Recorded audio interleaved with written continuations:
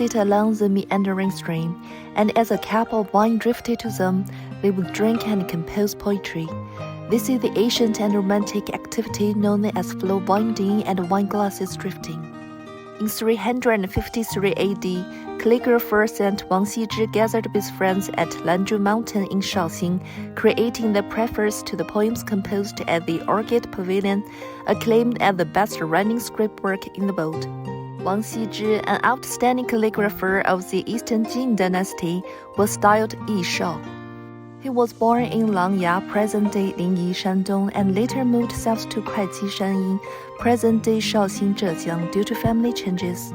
The Wang family was prominent during the Jin dynasty, yet Wang Xizhi's path to adulthood was fraught with hardships. His father disappeared after participating in a northern expedition against the Xiongnu, leaving Wang Xizhi and his mother to rely on each other for survival. With the support of his family, Wang Xizhi grew up in an era of turmoil and instability. In the 46th year after he moved to the south of the Yangtze River, Wang Xizhi created the preface to the poems composed at the Orchid Pavilion. This work not only showcases his exceptional artistic talent, but also conveys his profound emotions regarding the impermanence of life and the passage of time.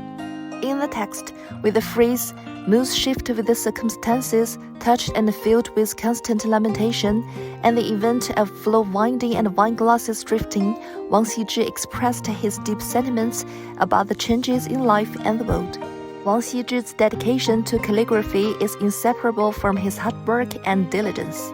It is said that there was a pool near his home where he would wash his brush after practicing calligraphy. Over time, the once clear waters were dyed black, hence the name Washing Inkstone Pool. What's more astonishing is the legend of enter 3/10 of an inch into the timber. According to Zhang Huaiguan's Shu Duan from the Tang Dynasty, on the occasion of a sacrificial ceremony, Wang Xizhi was ordered to write the prayer on a wooden board for the craftsmen to carve. The craftsmen were amazed to find that the characters had penetrated deeply into the wood to a depth of 3/10 of an inch, which shows the strength of his brushwork. Wang Xizhi was not confined to learning from the ancients. He drew on the strengths of many, integrating the calligraphic techniques of the seal script of the Qin and Han dynasties into cursive script, creating a unique style and innovating. Wang Xizhi's calligraphy is gentle and natural, elegant and refined.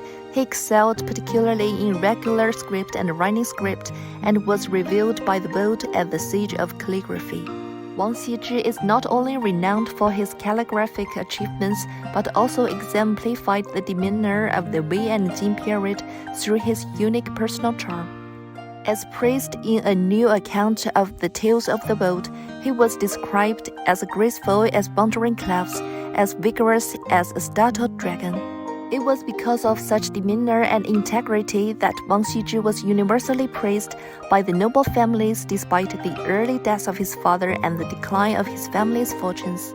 According to legend, when a dignitary of the Eastern Jin sought a husband for his daughter and examined the young men of the Langya Wang clan, among the many youths who dressed up and sat upright with great care, only Wang Xizhi lay bare-bellied and reclining in the eastern chamber, leisurely eating the whole-style pancakes when finding himself with a composed expression.